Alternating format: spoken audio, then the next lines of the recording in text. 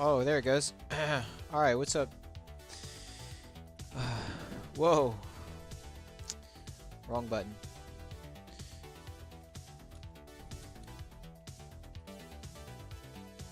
Okay, new day. I'm tired. Work got it out of me today, dude. Big tired. Probably not gonna go to the gym today, actually. I'm gonna skip out on the gym. Okay.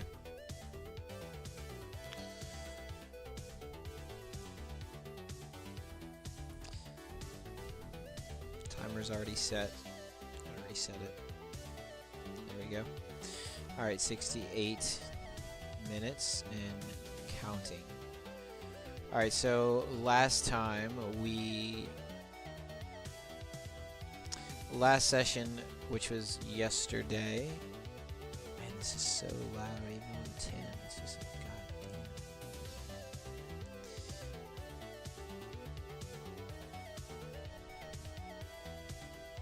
Is that why? It's because the volume got set to full again. See, the way that this interacts with OBS Studio. Oh well. It's not a big deal. I'll mess with it later. Anyway, so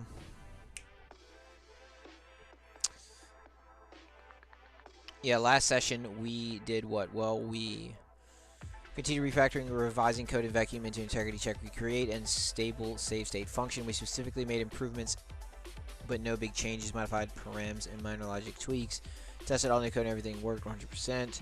We stopped at line 138 in the save logic, so let's go ahead and go over there. Okay.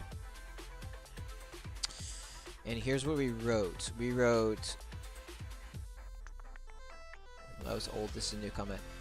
Can't I just turn checkpoint ID into an attribute of the database class and increment it each time this function is called at the end, instead of having it passed as an arg? And returned. Since the only place checkpoint ID is needed is in the database file for data recovery upon reconnect.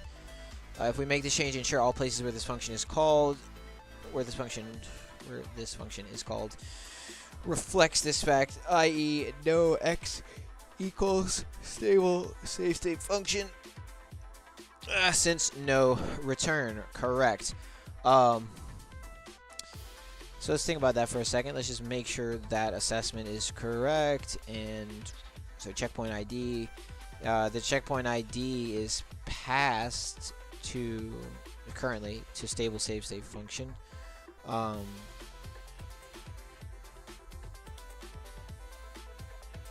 But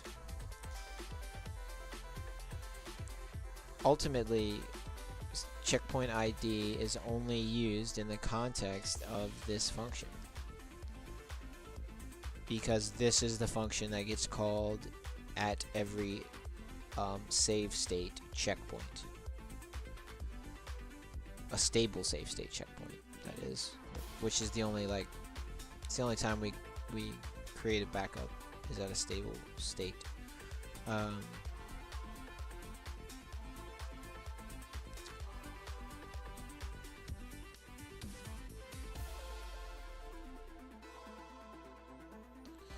Yeah, so it just basically, instead of calling and incrementing the checkpoint ID externally over and over again, if it happens synonymous with the function here, then why would we not just have it done inside of the function and you know, let the function handle that code? It would save us. We wouldn't have a parameter, which means we wouldn't have an arg to pass when we call the function. We wouldn't have to worry about returning the checkpoint, and yeah, it would just make the code a lot more simple. So I think we will do that. So let's go ahead and do that first. Let's go right here. Okay, so we're gonna get rid of this. Well, we're gonna get rid of the params altogether, because there are no params.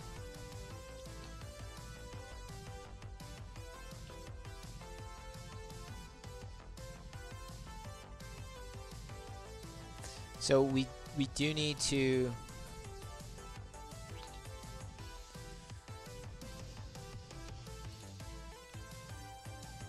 self.checkpoint ID. So any place where we have checkpoint ID, we're going to change this to be self.checkpoint ID, and we're not going to return it at all.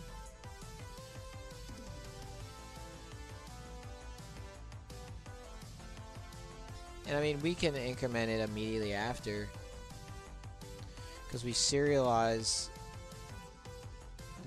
let's say it's 1 at this point. Checkpoint ID is 1.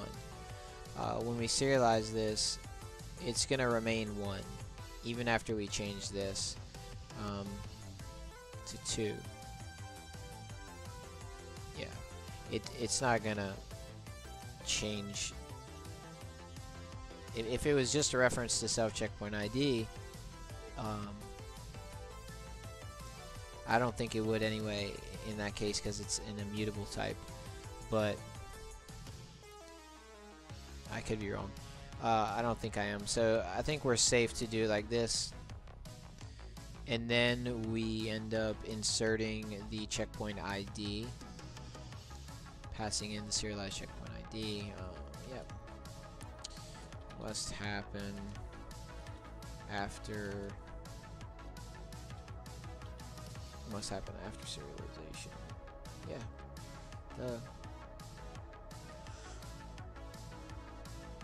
And now what we have to do is create the actual attribute, because it doesn't exist.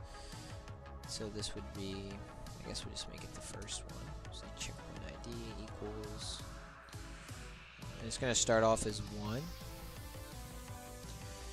And then copy that. Just 50. The type is an integer, and the purpose is the int used in stable save state function.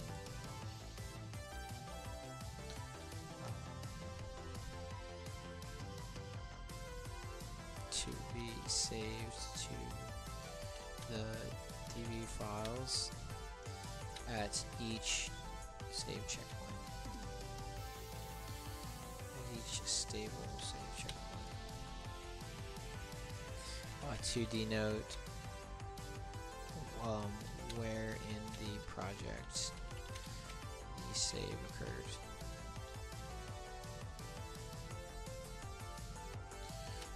For reconnect logic. Yep.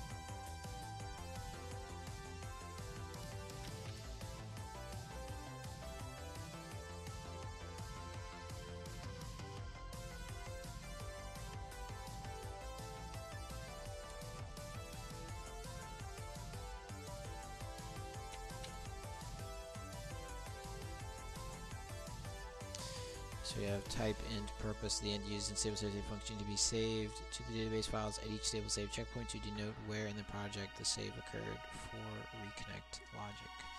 Self checkpoint ID is equal to 1. That's good. All right.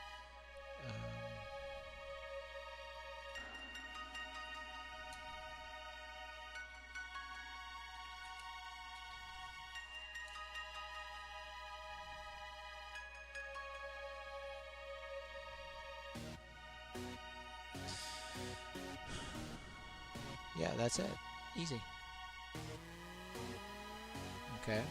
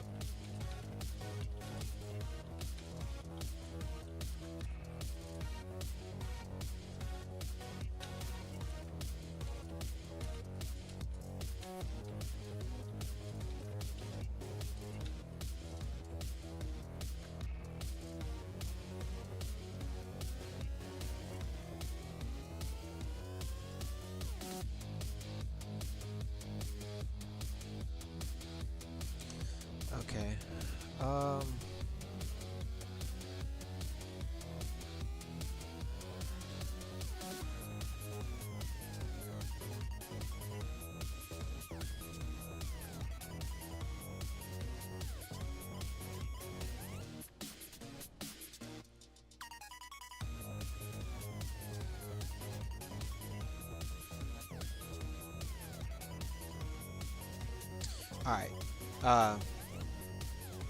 Next thing. We need to add in timestamp last save for save data stable and save data stable backup DB, since we sometimes will have backup database being newer than stable database.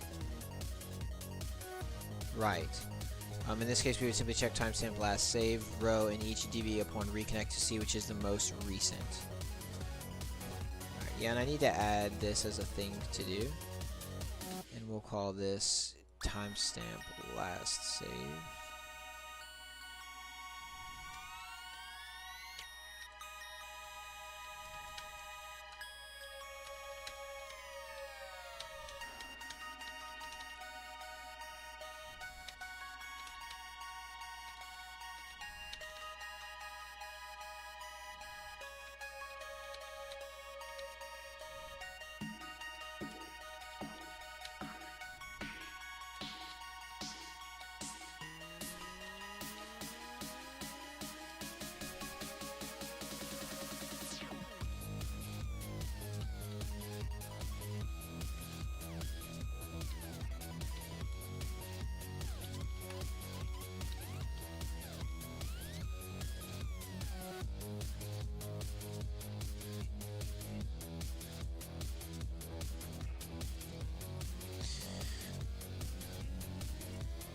Alright, so let's go ahead and create this. So let's add some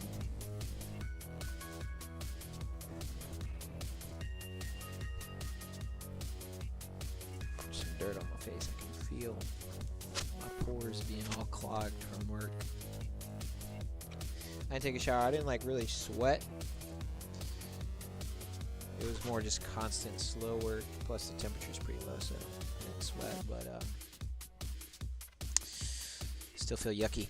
Anyway, in this case, we would simply check the timestamp last save row in each database one reconnect, see which is the most recent. Yes, yes, yes. So where do we add this?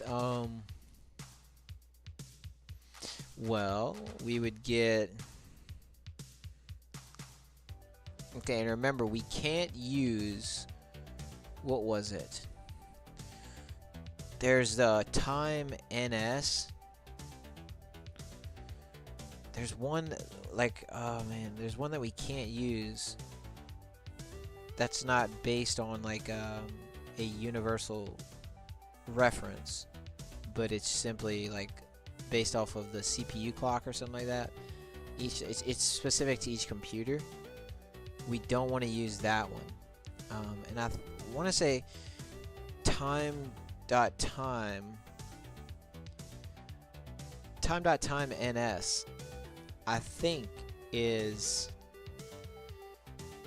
something that we could use. Let me verify that, because yeah, I forgot to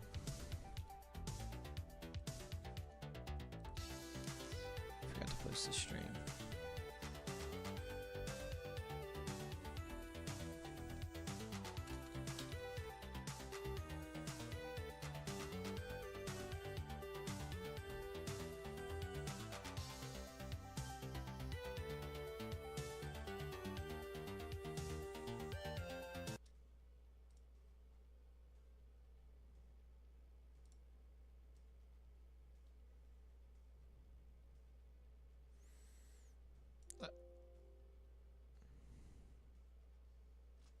Is the audio working?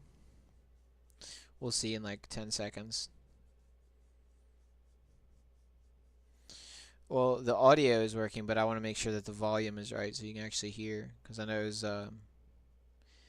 it like resets some settings.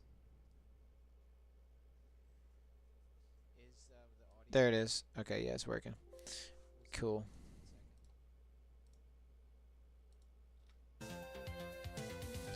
Alright. We're gonna ask Chippity Jippity here about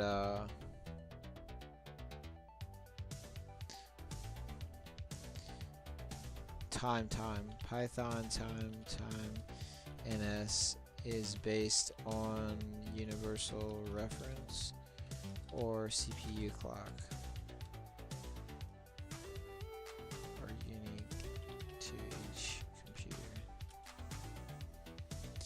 Time is probably gives you current time 90 seconds since the Unix epoch which is 1970. So here's how it breaks down. It's based on universal reference, specifically UTC, the coordinated universal time. Sourced from the system clock, which is usually synchronized with NTP or some other time-keeping service. Consistent across systems as long as they're clocked are synced. It's not based on the CPU. Okay. Right, okay, so I was thinking of perf counter NS, because perf counter is like the more accurate, but it's not, it's specific to each computer. So time NS is okay to use, but we need to import time, I'm pretty sure. So import time, go down here, and let's do this.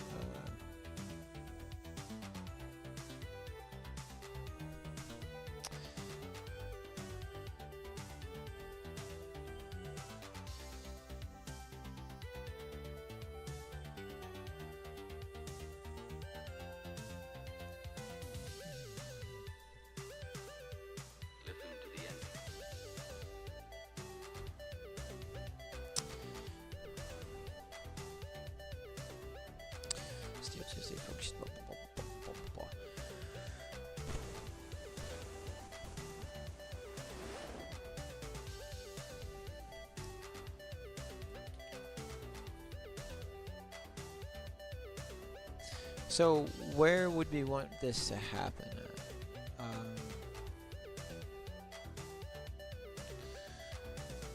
Would we want this to be done here in stable save state, or would we want it to be done in vacuum into?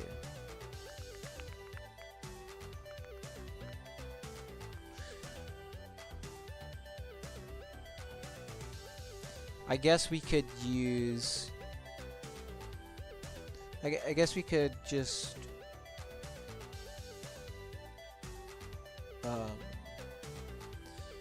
we would do it here, I think. Just like, it's basically like a checkpoint. It's like a checkpoint.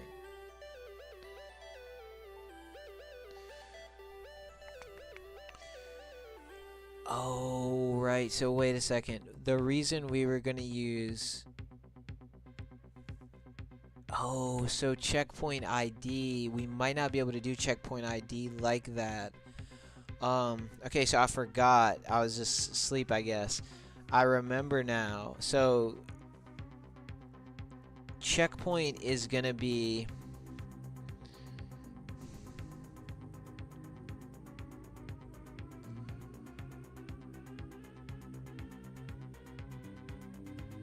Well...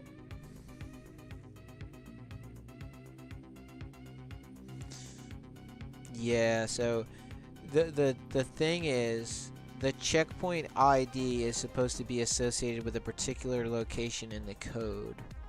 So that means checkpoint ID actually does have to be set outside of this function. Because let's just say like we have 4 checkpoints, and each checkpoint is so we have 4 checkpoints. Each checkpoint is associated with an ID, so it's 1, 2, 3, and 4. Well, let's say we're using this system instead, where this function is what basically determines the checkpoint ID.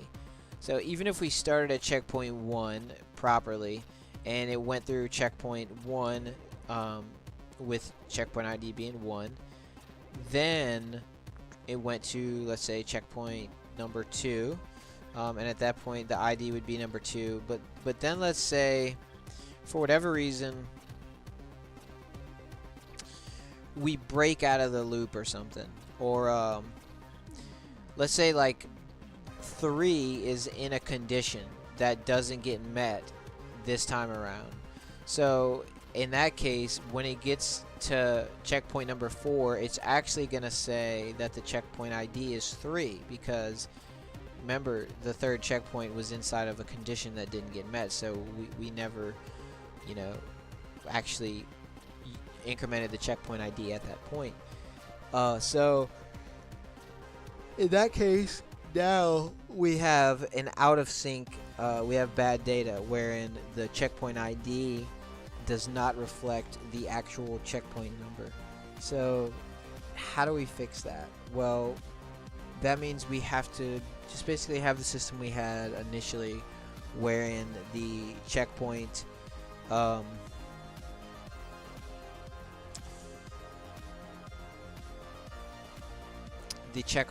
is, we could make the checkpoint an attribute of client and increment it that way, instead of having to pass it as a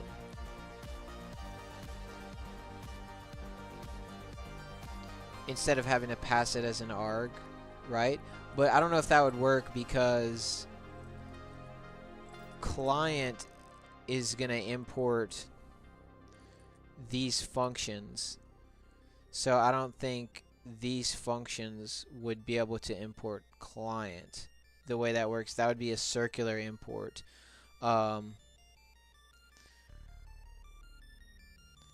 So, well, we could still,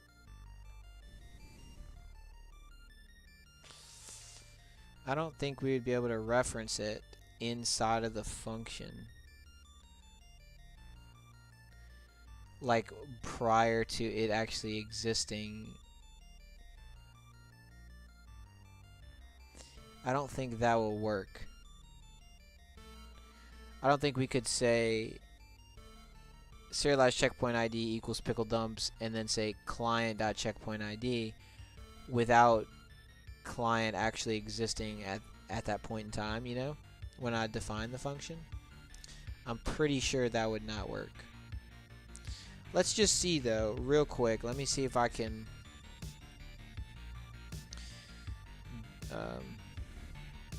we'll go here to SQLite test.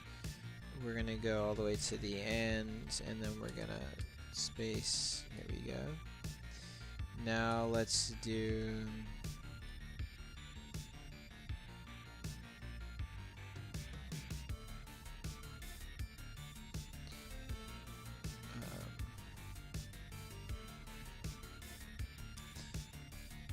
well, it's gonna have an issue with self and all that.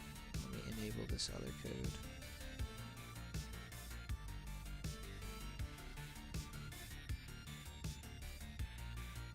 I'll just enable everything.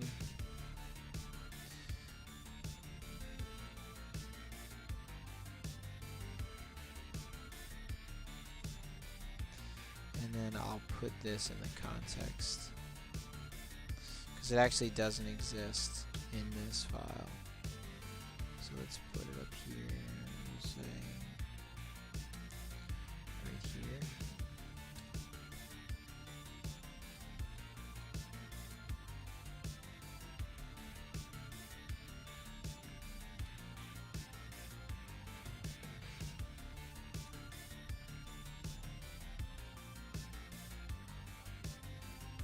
And we're going to change this to say client ID.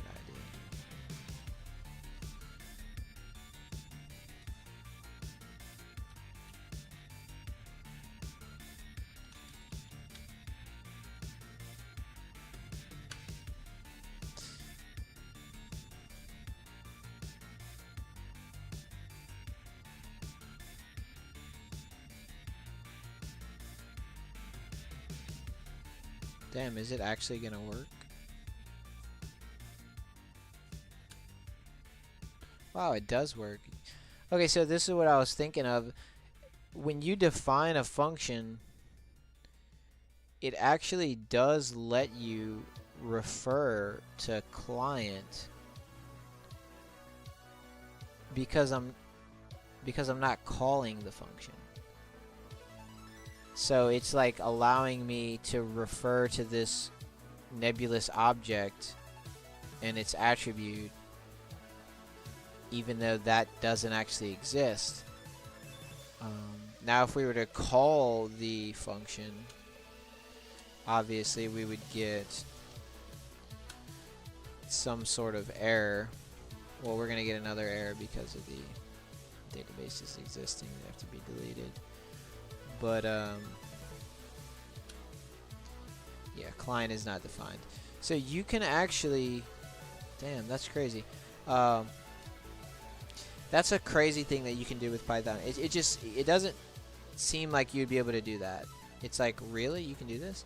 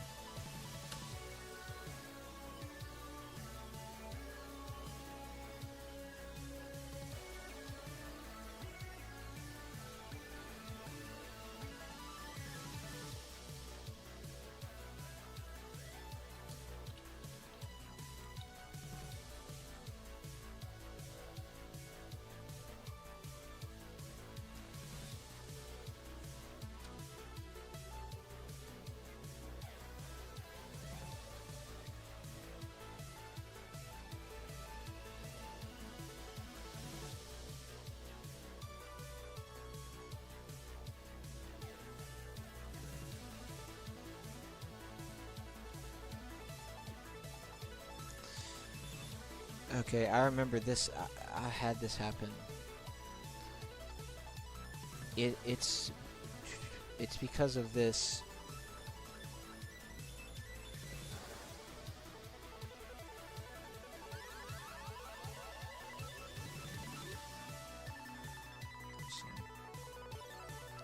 So it goes to line 508. Okay. And then 454.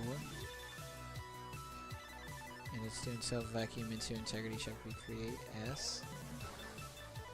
And then it's going to 470. Okay, I know why. It's because this file, yeah, is already being used by another process. Gotcha. So this opens up the file. Is that what that does? Because, let's see.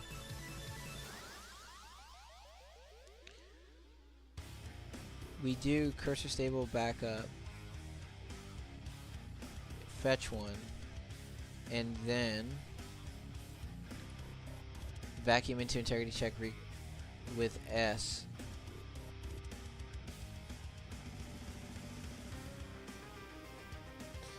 And then it checks to see if the target path exists.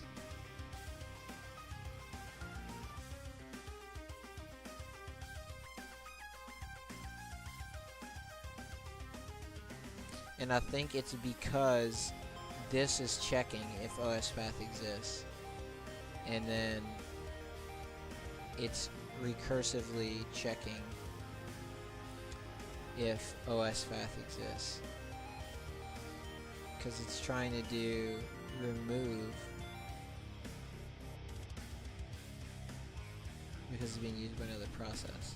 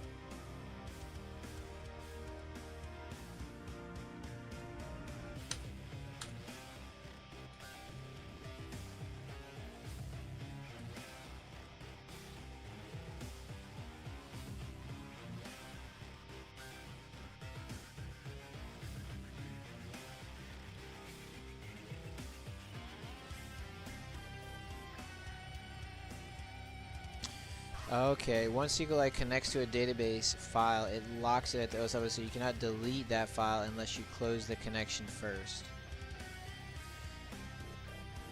How to fix it. Before calling OS, make sure you close SQLite connection that was using the file. Update this part of vacuum. Okay. So we need to update this part of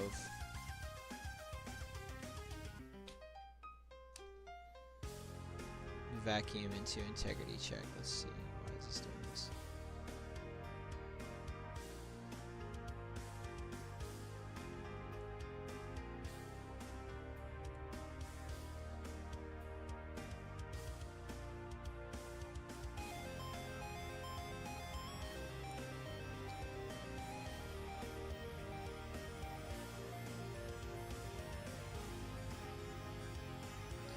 Okay, right here. If OS path leads this target path.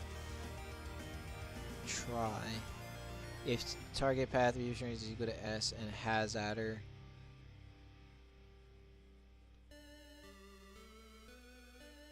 Self DB stable.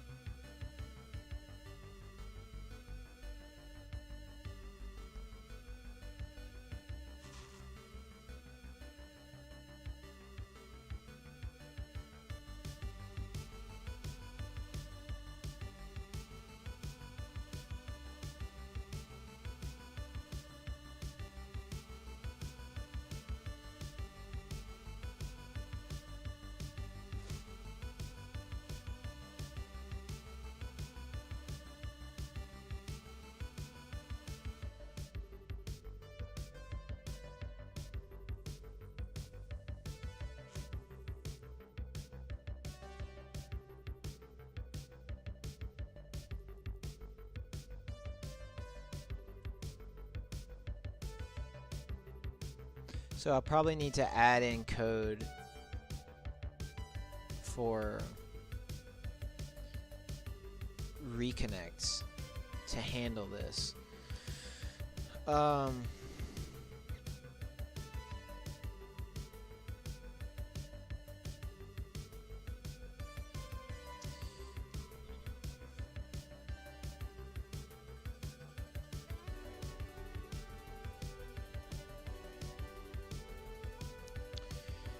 How does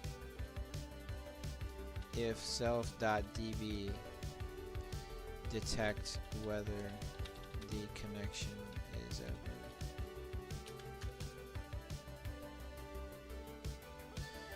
This is sort of an important question. If self.db, what does it actually check? It's not checking the SQLite connection. It only checks is not none or some other falsy value. If you did self.db connect, then self.db is a valid connection. And if self.db, even if that connection is later closed, self.db will still point to the connection object. And if self. It will still be true. So how do you actually check if it's open? It doesn't provide a clean built-in way to check if it's open or closed.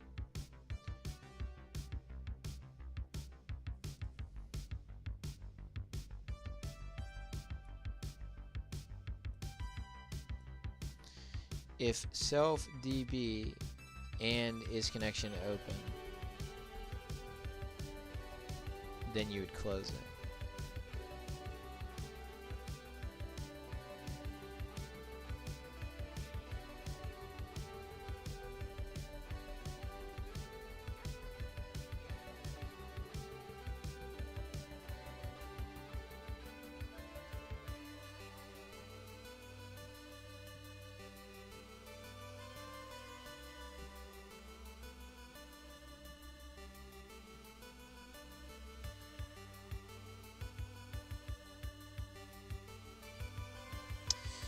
Okay.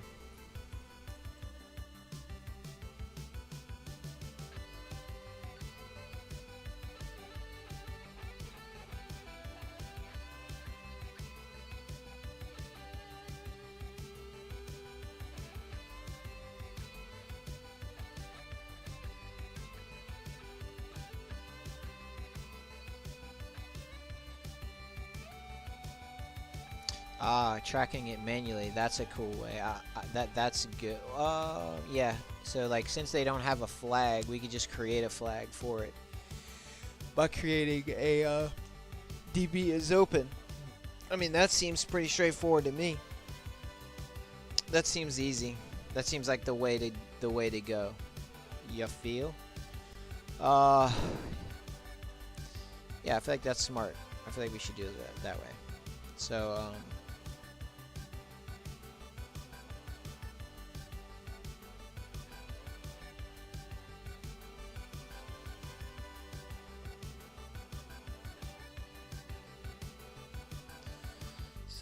subdb is open equals true. We'll do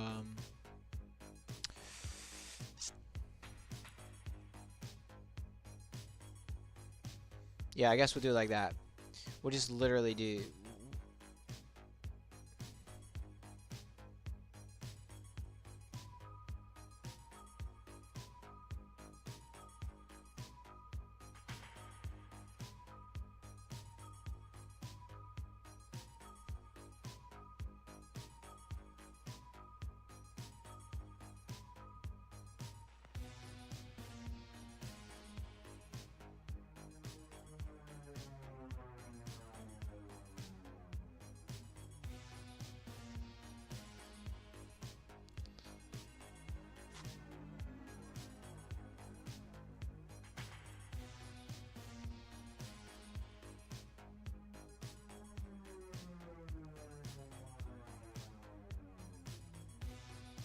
so we would create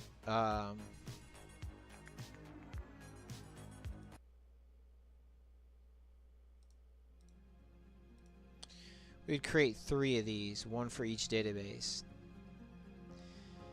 or just 2 actually. Yeah, because that's the only 2 we have to close. So we would say if target path abbreviation string is equal to S, then such and such target path equals, and we would also say db is open is equal to self dot, so I'll say db is open is equal to self dot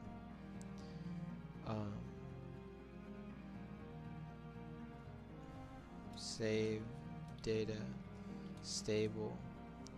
Or wait, what is this? What is the DB actually called? Whoops.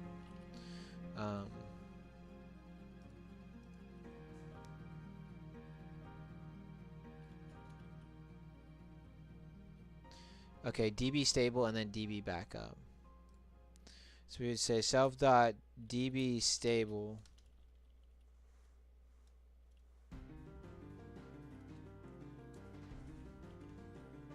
DB stable self dot DB stable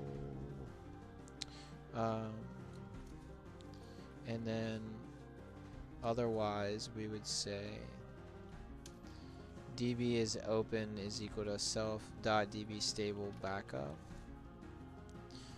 We say is open, and then DB stable backup is open. Okay, and then we would do if OS path exists,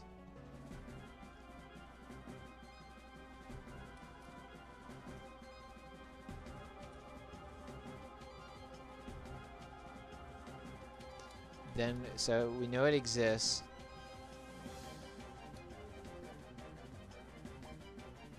And then we would need to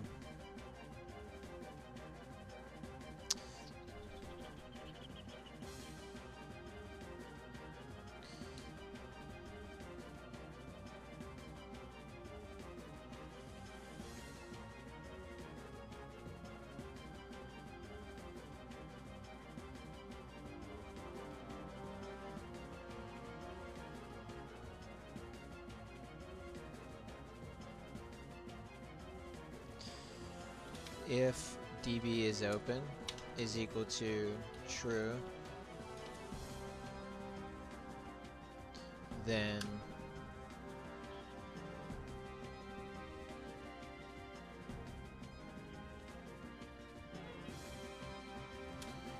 say db equals self dot db stable, and then this one would be self dot db stable backup. So if db is equals true, then we want to do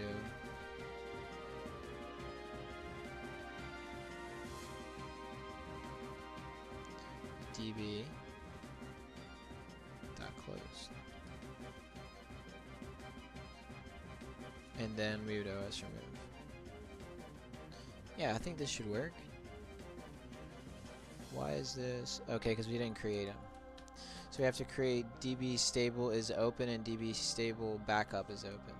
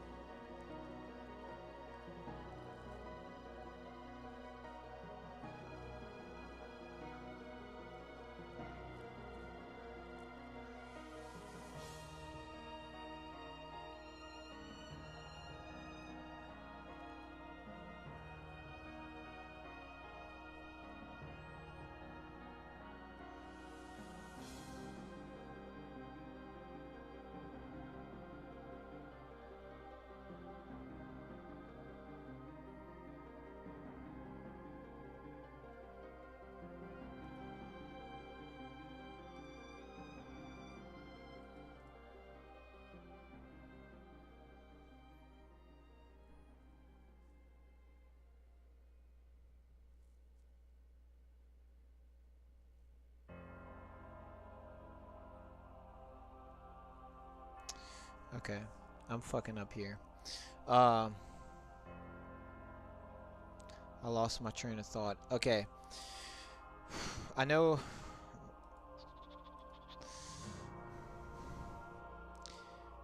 I need to understand. I don't know if what's happening is what like I'm understanding to be happening. I think I might be a little confused. Let's rerun this real quick. Okay. So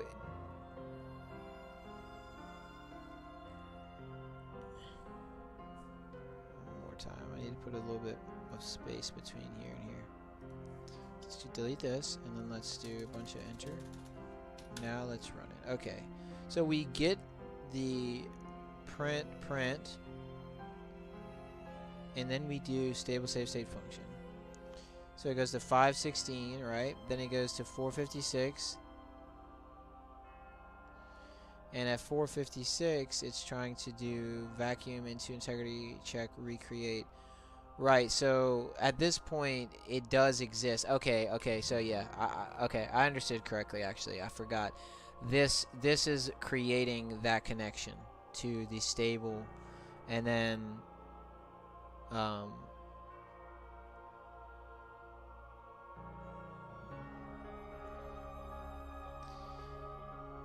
whenever it runs for backup, that means it's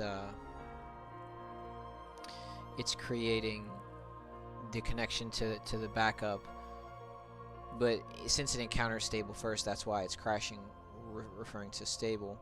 So it's going to 456. Okay, because it's trying to run vacuum integrity check for stable, and then it goes to 478 inside of vacuum integrity check, and then when it tries to remove the target path. It can't because stable is already open from the last time we ran vacuum into integrity check for stable during this preliminary test section right here. So this line creates the connection, and then this line is trying to create it, well, or access it, and it can't because it's locked, because we haven't closed that connection. Right. So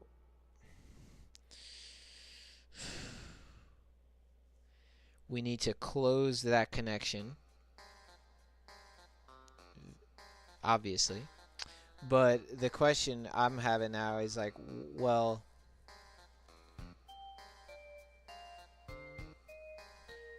since we only access the database, the stable and backup during the checkpoint section, wouldn't it make sense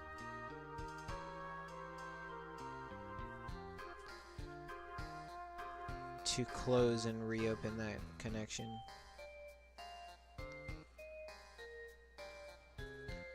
Well, we're recreating it, the database file, and since we're deleting it, once we create it, we create a connection, and then eventually we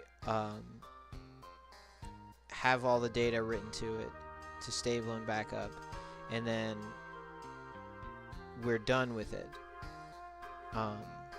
Unless we disconnect and then reconnect, then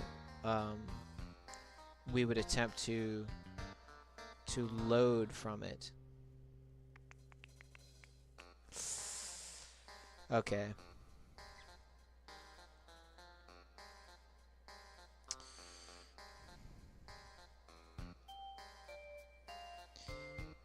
So it's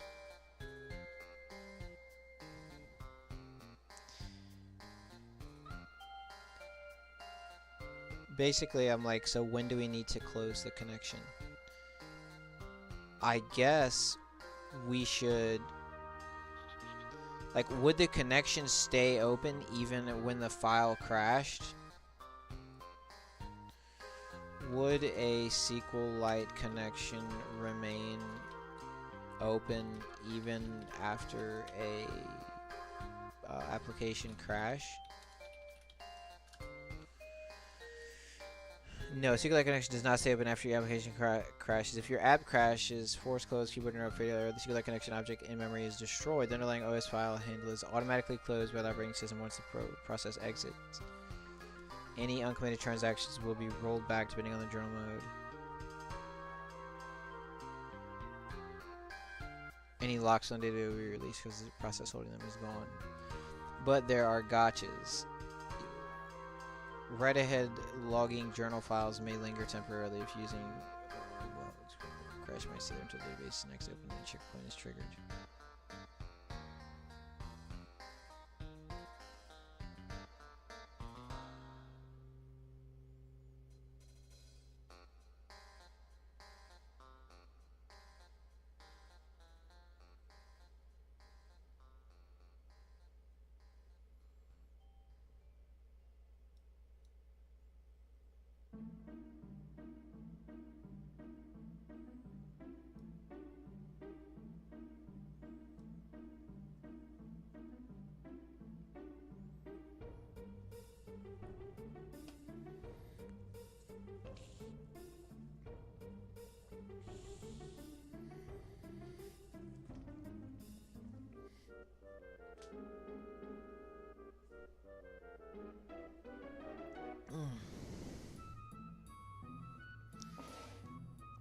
Okay.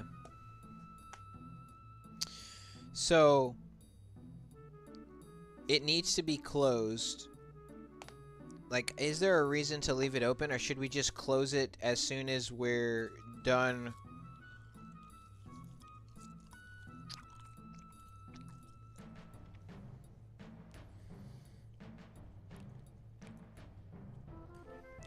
like, we only write to stable and stable backup every checkpoint, right? So that's the only time, or we don't even access it. Like, we don't use it at all. The only time it's accessed, referenced, whatever, written to, anything, is during a checkpoint to write the data to it. And we have to delete the file beforehand, so we're already recreating a new open connection each time that process occurs. And then the other time that we reference it is whenever we are recovering data from it during a reconnect. And in that case, that means it had crashed, which means it would already be closed. It wouldn't be open. So my question is, why wouldn't we just close it immediately after like writing the data to it and stuff in that function? Since if that's the only place we're referencing, we can just close that connection altogether. Because we're not even going to use that same connection again anyway. Like that, there's no reason we would never use that same connection for a reconnect, because it's going to crash, which is going to kill that connection. So it only makes sense that we would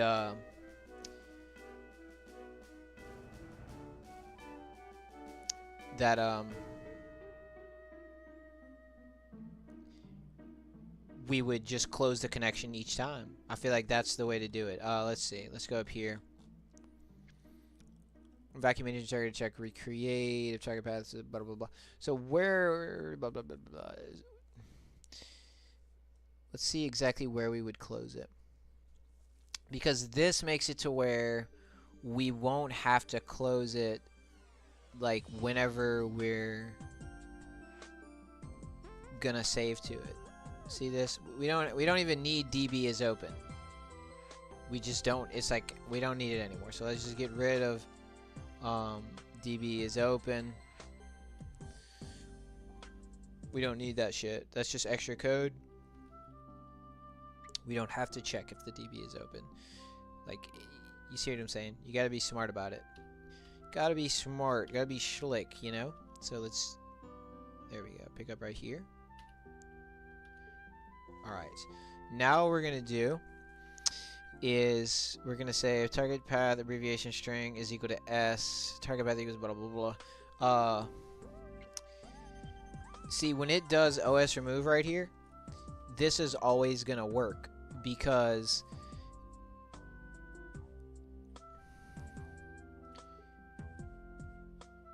yeah, it's always going to work because this connection to that file through SQLite is going to be closed. So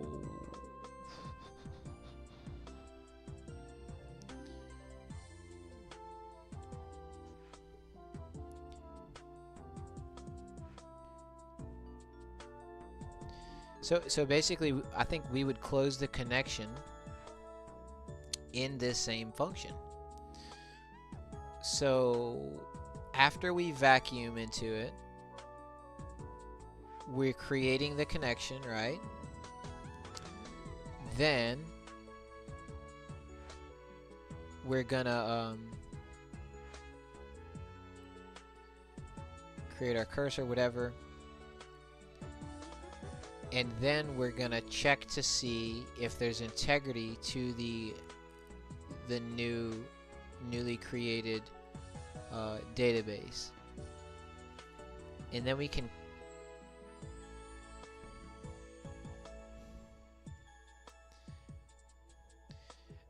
if it's not okay, so we would have to have a close before this too. It's just never trying to do this, but it would have the same error here because it would try to remove this target path, but it couldn't because we have a connection to the target path. So what we would have to do is, well, either way, this is the end of it.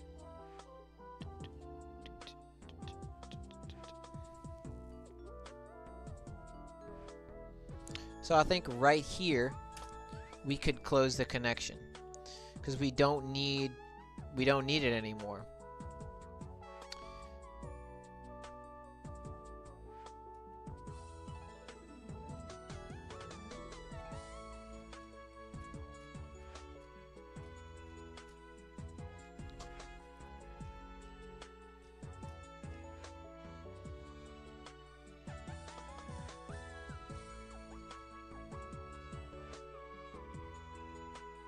But doesn't that mean that like pragma, this settings, we wouldn't need those either, huh? Because we're not even going to use this. Like this is just like we copy to it. It's basically just a copied file, and then we're done. Like we're not ever going to modify it. We're not ever going to touch it. There's no reason to have a connection to it. Let me just verify this. So if we vacuum into a file to create a backup,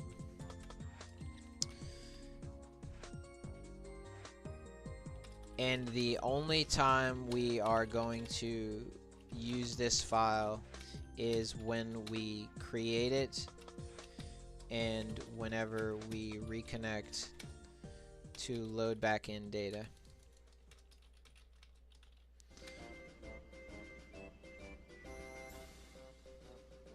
So doesn't that mean we would be able to close the connection immediately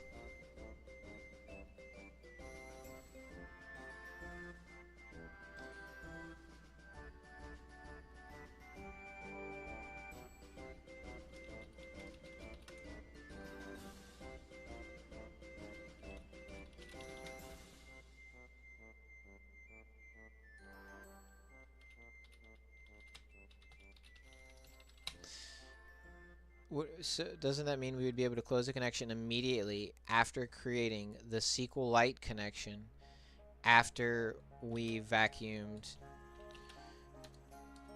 into that file to run a integrity check on it, which requires a cursor.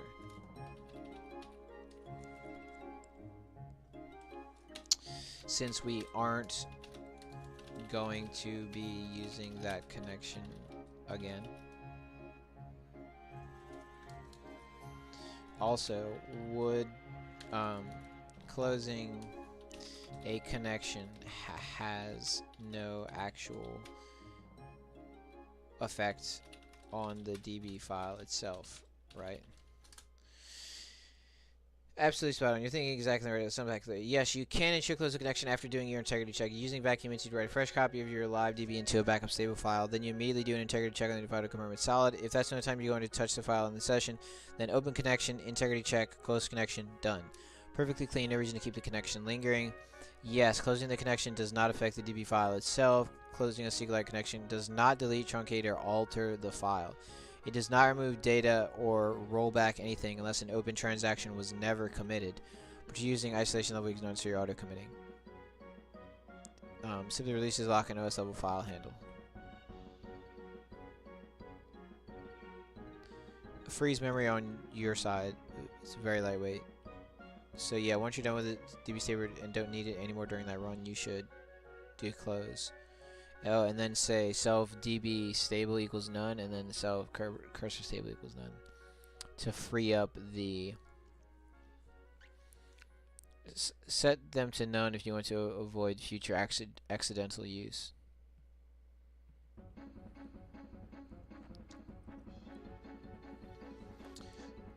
Okay.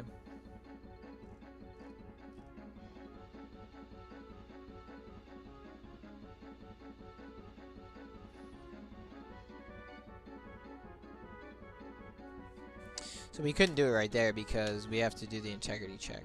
But that means there's no reason to do this at all. We don't need that at all because we're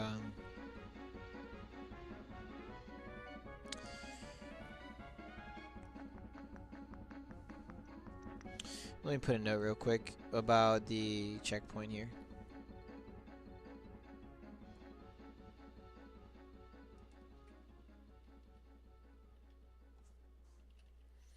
Actually, I'm just gonna revert this so checkpoint is it's gonna be how it was.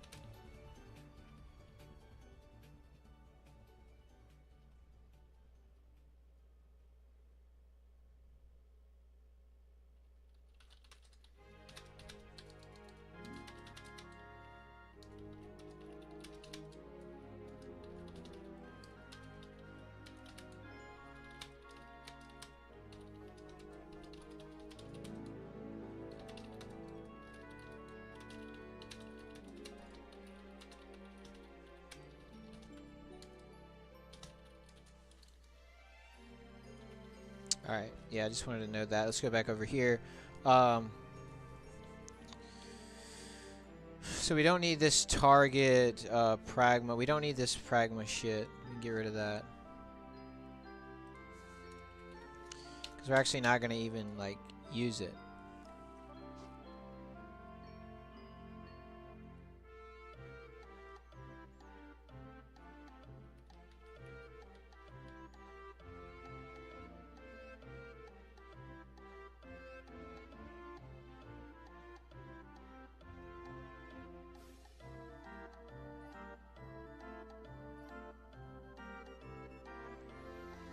So does this mean we don't even need database stable at all?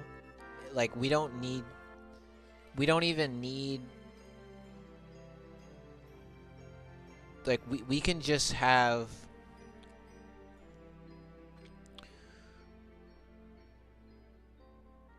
these don't even need to be attributes because they're not going to be referred to. Like they're going to be, they're throwaway variables. It's like when you create an integer like to increment in a for loop and then you never use it again. Like there's no reason to make that integer be attached to some instance of the class or whatever. So yeah, I think we would actually just fucking not need, which is great because that's less. Yeah, that's less that we need. We do need the connection just for this integrity check, but that's it. Let's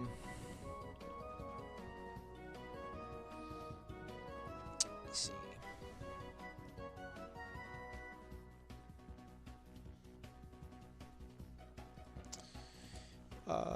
Including what was I gonna ask?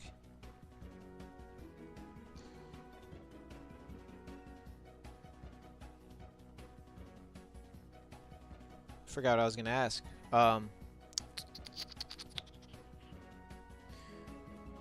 Oh yeah. Is there a good reason to run an integrity check on a DB Is there a good reason to run an integrity check on a DB immediately after it was created using vacuum into trust? Like, is there a good reason? Yes, but only if you're being extra cautious. Why you might want to run disk I/O is never 100% reliable. Very rare, but hardware failures, power loss, or file system glitches interrupt the copy and trends, especially during writes. You want to confirm your backup is actually usable. If you're treating that DB as a last-ditch backup, like your saved data, it's reasonable to verify it's not silently corrupted. You're running with less safe pragmas, like synchronous equals no more synchronous, or off, using custom file systems environments like embedded device. Your app has experienced prior corruption issues. Vacuum into is very safe. Essentially a read plus write plus copy. It copies updated from the DB to a new file using SQLite. So if the source DB is healthy and the disk doesn't throw errors, the copy should be too. SQLite is extremely robust. Integrity issues after vacuum into are exceedingly rare unless your hardware OS is sketchy. You can always run the check later when loading. If you only use, you can run Pragma integrity check then to save time.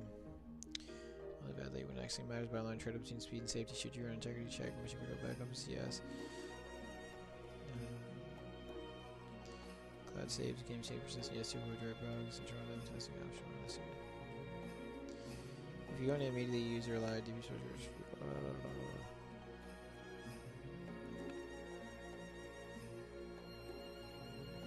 it takes milliseconds to use, it gives peace of mind.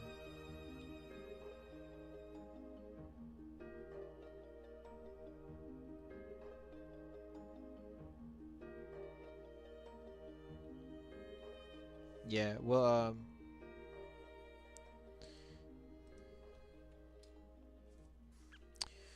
we'll do the integrity check. We'll run it just to make sure.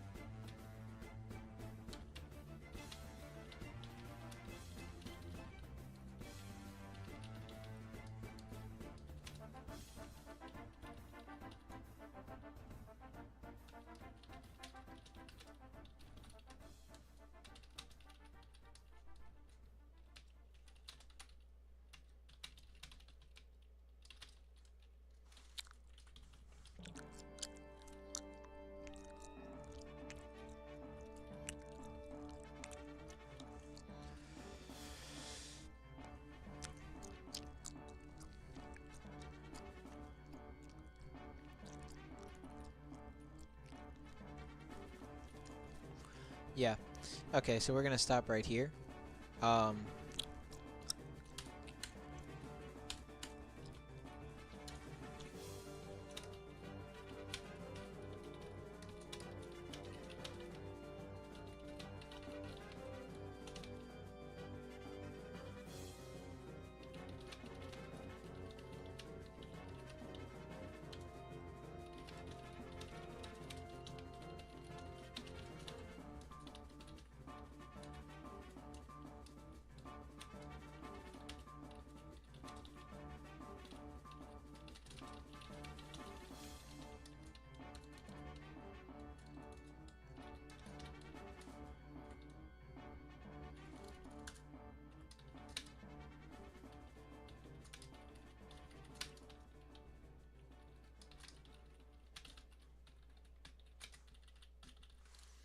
all right, 105 and save logic.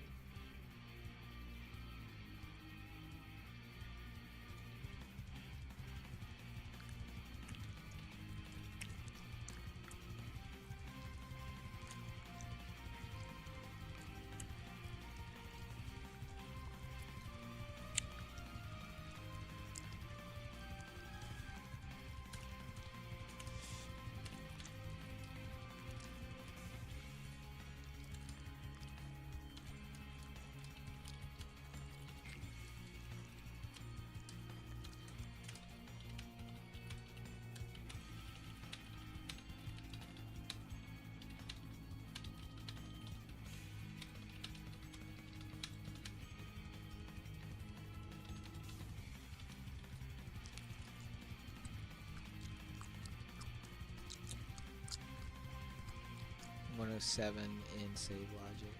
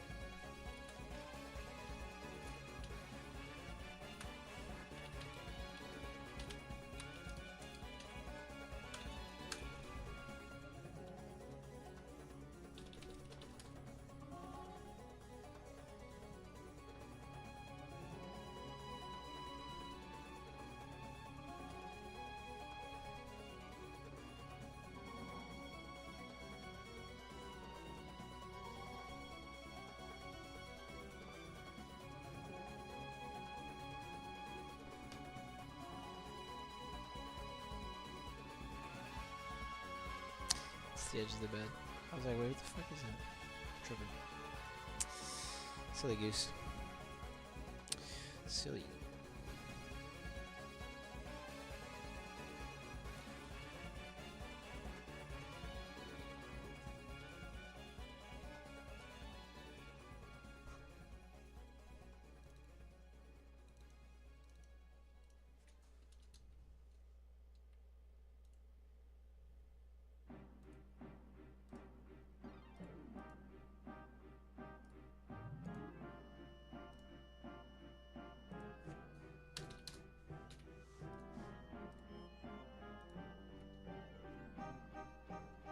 Alright, dudes. Well, I'm gonna go take a break. I don't know. I might drink another coffee.